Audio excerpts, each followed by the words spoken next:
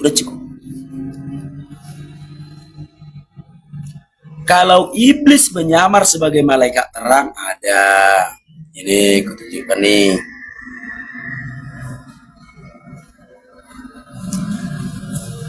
Hal itu tidak usah mengherankan, sebab iblis pun menyamar sebagai malaikat terang. Itu tertulis dalam 2 Korintus 11 ayat 14. Hal itu tidak usah mengherankan, sebab iblis pun menyamar sebagai malaikat terang. Jadi iblis yang di dalam goa itu menyamar sebagai malaikat terang. Si Paul Jang tertipu, kan itu benang merahnya. Nabi Paul Jang yang orang Cina itu. Paham ya saudara-saudaraku ya? Paham dong. Jadi banyak orang Kristen yang tidak bisa membedakan mana malaikat Tuhan, mana malaikat berdosa. Jadi banyak orang Kristen yang tidak bisa membedakan mana Tuhan, mana iblis. Banyak orang Kristen yang sibuk mempersoalkan Yesus Tuhan atau bukan Tuhan. Tuhan aja gak dikenalnya. Bagaimana dia cara mengetahui Yesus itu Tuhan atau bukan Tuhan? Banyak orang Kristen yang membedakan antara Tuhan dan iblis pun dia tidak bisa. Sibuk memperdebatkan Yesus punya Tuhan atau tidak punya Tuhan. Wong Tuhan aja gak kenal.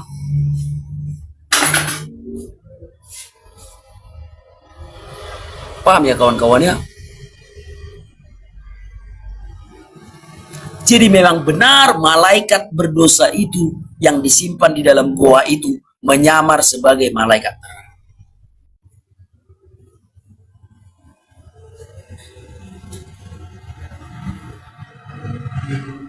Nah sekarang coba kita lihat lagi di Alkitab.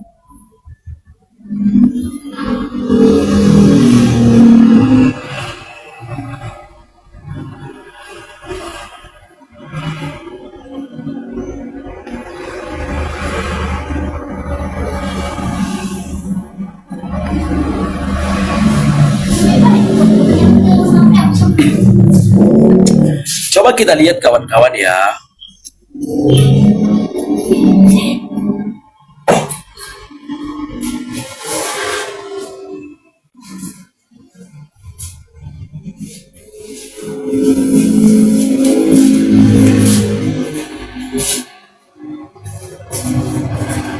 Biar kutunjukkan sama kalian sesuatu yang membuat kalian tercengang, gitu ya.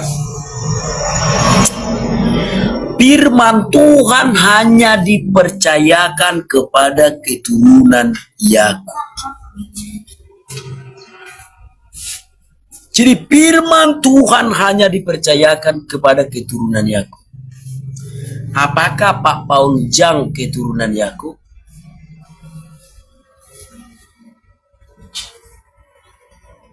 Firman Tuhan hanya dipercayakan kepada keturunan Yakub. Makanya penulis Alkitab kita itu semuanya orang Yahudi. Kenapa? Karena firman Tuhan dipercaya hanya diturunkan kepada keturunan Yakub. Nah Pak Paul Jang orang Cina jadi nabi. Apakah Tuhan mempercayakan firman-Nya kepada orang Cina? Sementara firman Tuhan hanya dipercayakan kepada keturunan Yakub. Paham kalian maksudku? Nggak ada nabi selain orang Yahudi di dalam iman Kristen. Pak Paul Jang yang mengaku nabi di kalangan orang Kristen itu nggak benar. Nggak boleh nabi orang Cina. Nabi itu harus orang Yahudi karena firman Tuhan hanya dipercayakan kepada orang Yahudi keturunannya. Jangan singgung-singgung etnis lah. Aduh, kayak mana lah mau nggak berbicara etnis. Ini berbicara Alkitab, bahwa di dalam Alkitab firman Tuhan nabi itu harus orang Yahudi.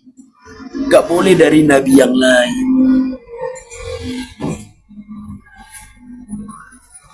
Paham ya saudaraku? Ya semoga kawan-kawan paham.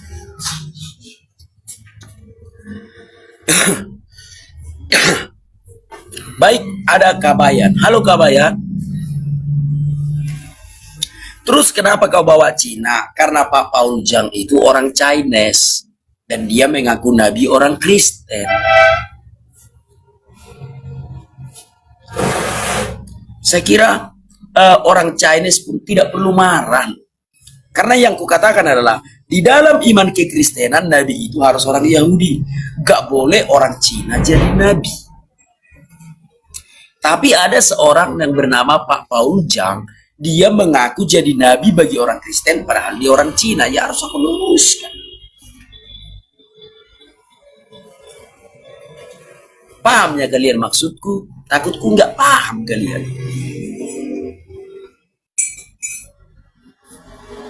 Kebaperan kali bayi. Harap maklum lah si Paujang memang. Luga Tambunan juga mengaku nabi. Semua orang bisa mengaku, saudara. Semua orang bisa mengaku nabi. Bisa kita larang orang mengaku nabi? Contoh seperti aku. Contoh seperti aku. Aku adalah anak Batak nabi. Bisa kalian larang itu? Karena nggak bisa. Tapi kalian harus mengedukasi. Latar belakang si anak Batak itu apa sih sehingga dia mengaku nabi? Apa latar belakangnya? Yang pertama, apakah dia orang Yahudi? Oh tidak, dia orang Batak, berarti batal. Yang kedua, apakah istrinya banyak? Kalau istrinya banyak, itu bukan nabi. Itu namanya nabi sulon di dalam iman Kristen ini. Nah, berarti istri si anak Batak itu ada 9. Oh, berarti itu bukan nabi, nabi sulon itu. Baru cek lagi kelakuannya, apakah pernah mengambil istri orang? Oh, anak Batak itu bejat, suka mengambil istri orang. Berarti itu bukan nabi, itu nabi sulon. Itu yang kuedukasi kepada saudara-saudara yang Kristen. Apa aku salah? Aku hanya mengedukasi saja. Bahwa kalau dia benar-benar nabi yang diutus Tuhan, kelakuannya pun akan bermoral. Nah, tengok Pak Paul Jang. Apakah kelakuan Pak Paul Jang itu bermoral? Itu maksudnya, saudara-saudara. Jadi aku tidak ingin, ngapainlah kita sama-sama orang Kristen. Sama-samanya kita orang Kristen. Ngapainlah kita saling membenci. Tapi kalau untuk mengedukasi, apapun ceritanya, sekalipun nyawaku taruhannya, aku akan mengedukasi orang-orang Kristen. Bahwa nabi dari Tuhan pastilah orang baik-baik. Bahwa nabi dari Tuhan pastilah orang yang takut akan Tuhan. Jadi tidak ada nabi dari Tuhan yang bergelimpangan dosa. Tidak ada nabi dari Tuhan yang membenarkan dosa. Paham saudaraku? Paham ya? Coba bikin dulu komentarnya dong. Pahamnya kalian apa yang kusampaikan?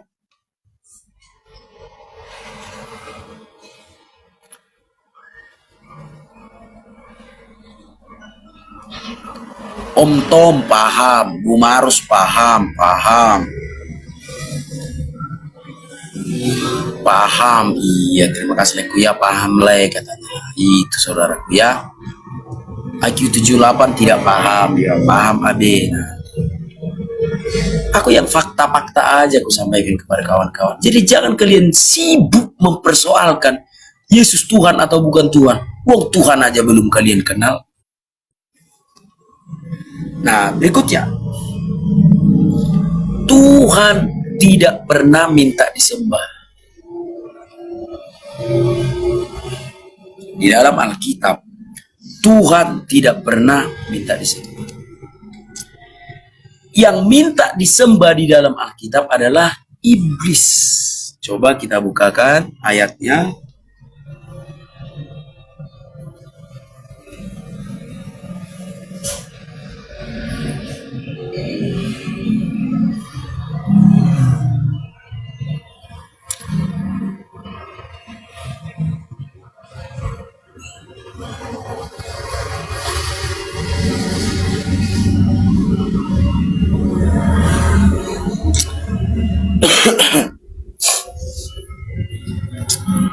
Baik,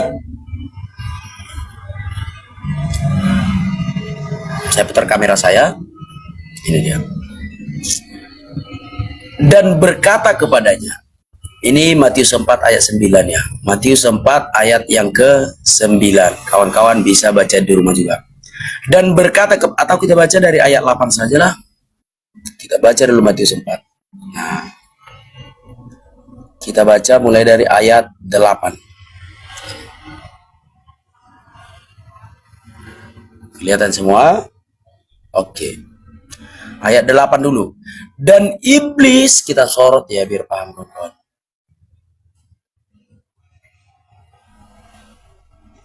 Bentar ya. Baik. Udahlah, aku bacakan aja lah.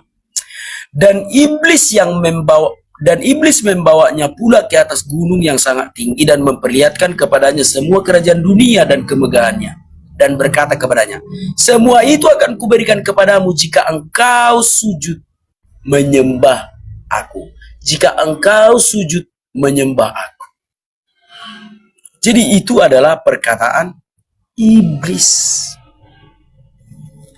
Iblislah yang mengemis minta disembah. Iblislah yang minta disembah. Jadi kawan-kawan, kalau kalian menemukan di Alkitab Tuhan minta disembah, itu iblis. Iblislah yang minta disembah.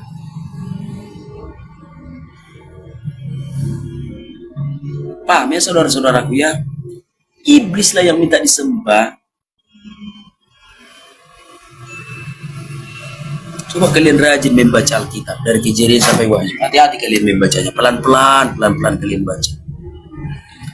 Kalau kalian temukan di dalam Alkitab Tuhan minta disembah, itu iblis itu. Mam Seriel, salam dari Bogor ya. Oke, tap-tap layar dulu kawan-kawan. Tap-tap layar, posting ulang. Tap-tap layar, posting ulang. Tap-tap layar, posting ulang. Ayo semua kompak ya. Tap-tap layar, posting ulang. Di follow-follow kawan-kawan ya. Tap-tap layar, posting ulang dan di follow-follow sebanyak-banyaknya. Tap-tap layar, posting ulang. Kalau belum follow, di follow dulu ya. Absen kawan-kawan. Tap-tap layar, posting ulang. Ada Kitty Salombang dari Malaysia. Salam saudaraku. Simbolon, terima kasih. Ada Ulider, terima kasih ya. Yang sering digeruduk itu dari mana? Iblis atau Tuhan? Ya nanti lagi. Ayo tap layar, posting ulang dulu semua. Kompak ya. Posting ulang dulu semua. Posting ulang. Tap layar, posting ulang. Tap layar, posting ulang. Tap layar, posting ulang. Di follow, di senggol. Ayo di follow dulu. Cek dulu kawan-kawan. Udah follow belum ya? Udah follow belum ya? Gitu ya. Ayo tap layar, posting ulang. Di follow dulu. Follow sebanyak-banyaknya. Ayo semua kawan-kawan kompak ya. Ku kasih kalian ilmu pengetahuan secara gratis bagi kawan-kawan. Jadi kalian jangan sibuk mempersoalkan Yesus Tuhan atau bukan Tuhan. Yesus punya Tuhan atau enggak. Wong mengenal Tuhan aja kalian nggak bisa. Wong membedakan antara Tuhan dan iblis juga kalian belum bisa. Kok kalian sibuk mencari pembenaran Yesus Tuhan atau bukan Tuhan? Tidak relevan. Sampai kiamat dunia ini kalian tidak akan menemukan atau memperoleh apa yang kalian cari. Yesus punya Tuhan atau tidak punya Tuhannya? Yesus punya Tuhan, Yesus Tuhan atau bukan Tuhannya?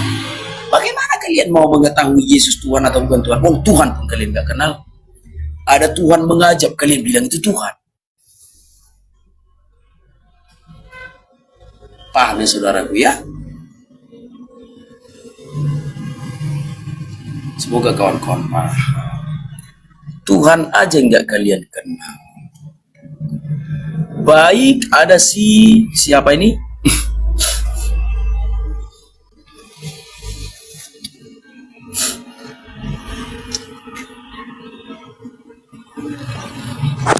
Agatha of Palermo. Ayo silakan dibuka kameranya saudaraku, silakan. Halo Agatha.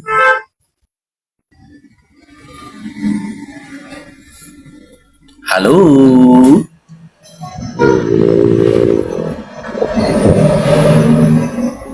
Halo, silakan dibuka kameranya.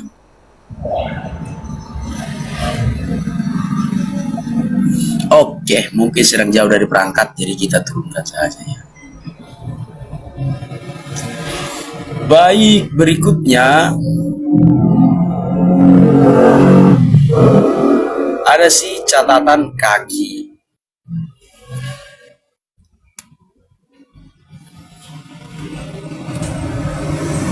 Yo, Halo catatan kaki. ya, Ya, anak papa, silakan buka. selamat siang. Siap. Selamat siang saudaraku. Silakan dibuka kameranya saudaraku. Oke, bentar kawan, saya matikan air dulu ya. Oke. Ya, gimana maksudnya? Tuhan tidak disembah atau bagaimana maksud pewartaanmu ini?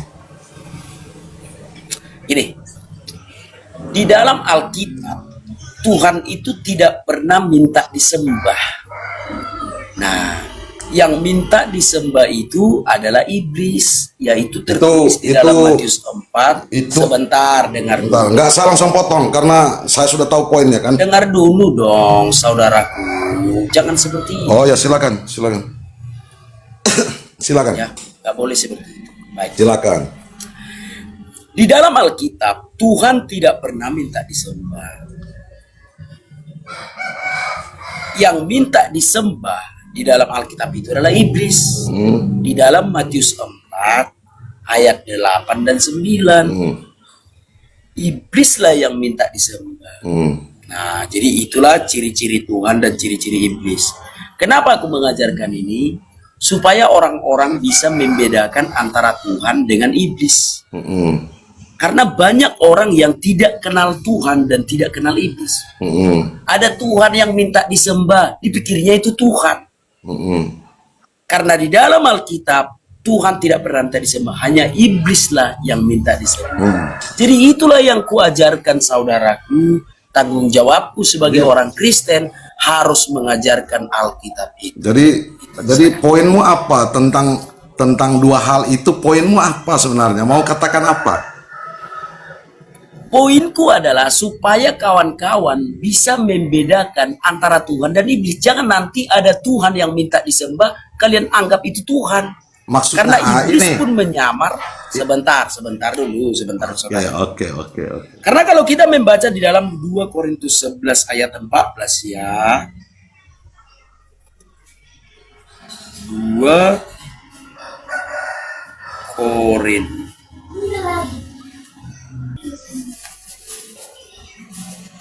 Bukakan dulu kamera saudara ya.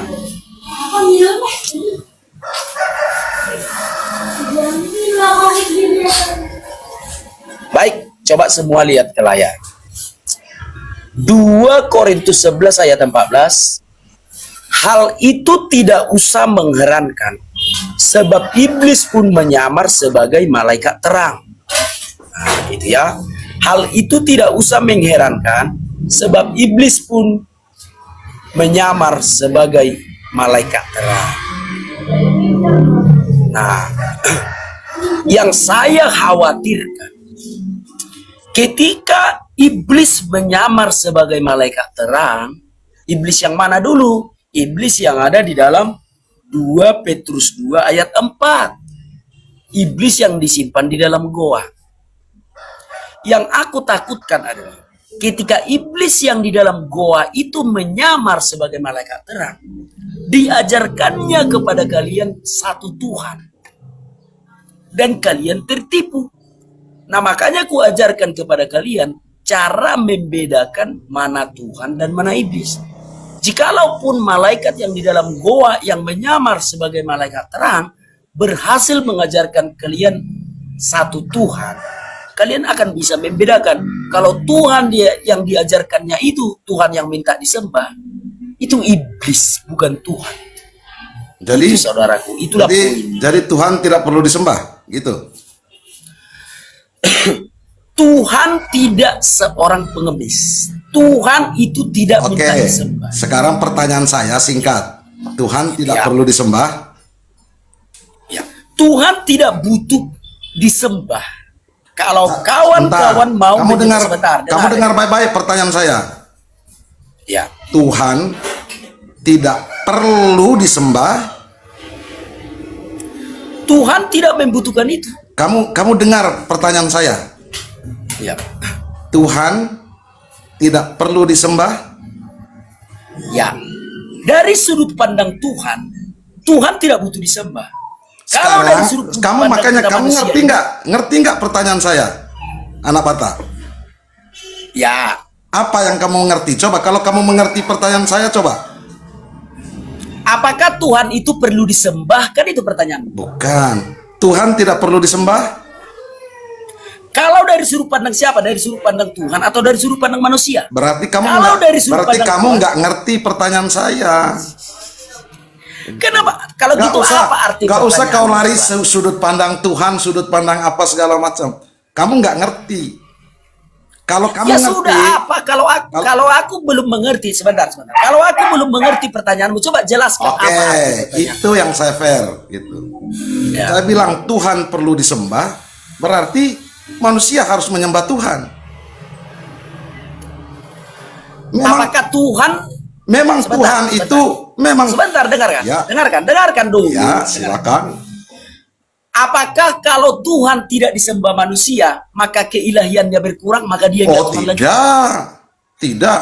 Nah, Penyembahan berarti- manusia menyembah Tuhan, ya kalau misalnya manusia juga tidak menyembah Tuhan, tidak mengurangi. Tetapi kalau kita menyembah Berarti- Tuhan, apa konsekuensinya?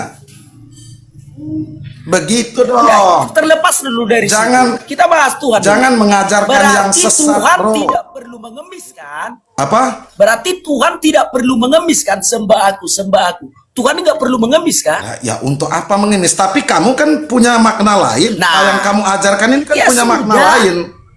Ya sudah. Loh, kok ya apalagi yang sudah kita yang nggak persoalkan bisa. sekarang? Kamu mengajarkan tentang itu supaya orang Sekarang gini, Tuhan tidak sekarang perlu kayak gini, disembah, sekarang nggak kayak gini. apa-apa. Sekarang kayak gini catatan kaki. Oke, silakan. Sekarang kayak gini catatan kaki. Silakan. Apakah Tuhan itu tadi kau mengatakan disembah atau tidak disembah dia tetap Tuhan, benar kan? Betul. Disembah atau tidak disembah itu tidak mempengaruhi keilahiannya, benar kan? Benar. Nah, apakah Tuhan perlu minta-minta disembah? Sembah aku, sembah aku. Apakah perlu Tidak. Tuhan melakukan itu? Tidak. Nah, berarti kalau ada Tuhan yang mengatakan sembah aku, apakah kau setuju kalau itu adalah iblis? Jangan dulu ke situ. Kita ngomong tentang Tuhan. Iya. Iya, yang kita bicarakan.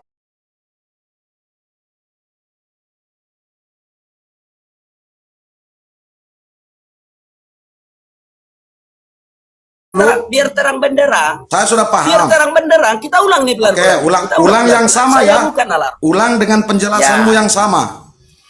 Siap. Oke. Sekarang kita ulang pelan-pelan. Apakah menurutmu kalau Tuhan itu tidak disembah, apakah keilahiannya berkurang? Tidak. Tidak. Berarti disembah atau tidak disembah, dia tetap Tuhan. Artinya penyembahan tidak pernah mempengaruhi keilahiannya. Apakah Ya. kau setuju? Betul. Setuju.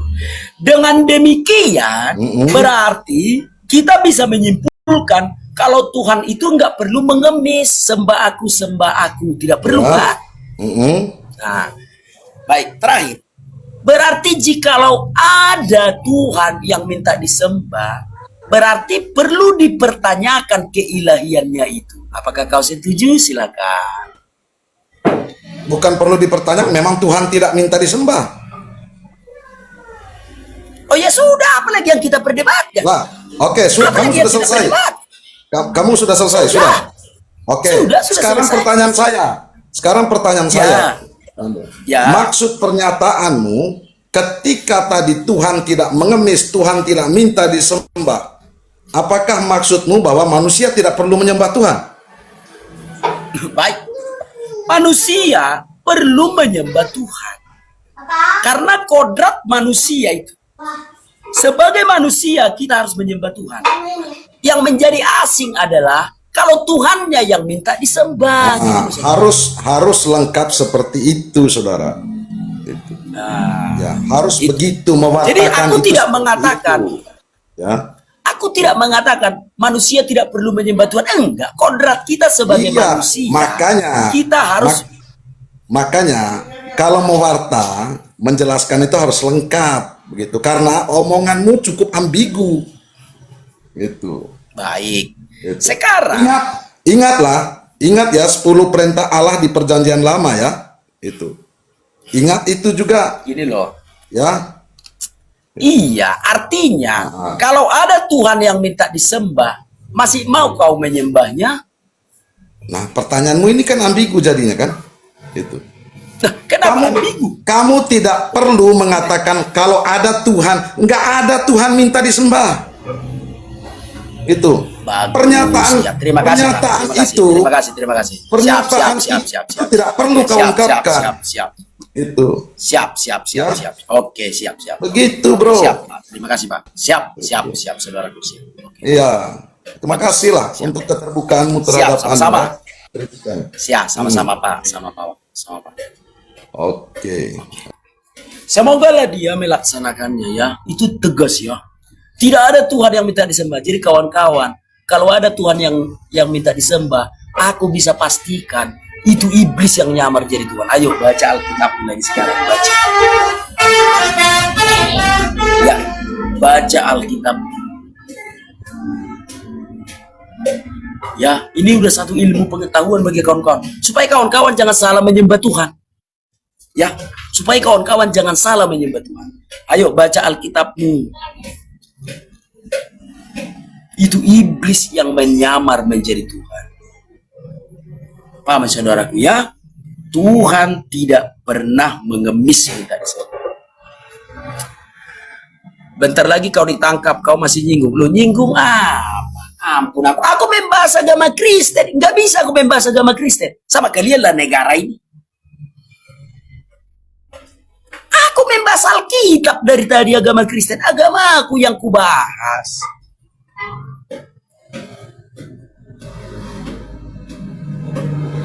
Ampun aku bilang kalian. Ditangkap polisi rupanya membahas agamanya masing-masing. Yang kubahas agama aku bawa di dalam agamaku itu. Tuhan itu tidak minta disembah. Yang minta disembah itu adalah iblis. Maka kalau ada Tuhan yang minta disembah di dalam agama Kristen, aku bisa pastikan itu adalah iblis yang menyamar sebagai malaikat terang. Iblis yang di mana? Baca 2 Petrus 2 ayat 4.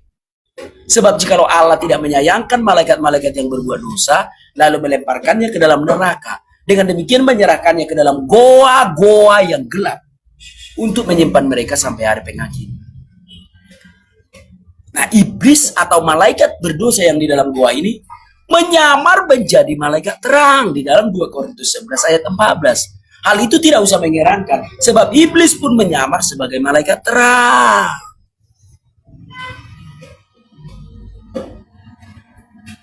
Paham ya saudara-saudaraku ya? Semoga kawan-kawan paham ya. Baik.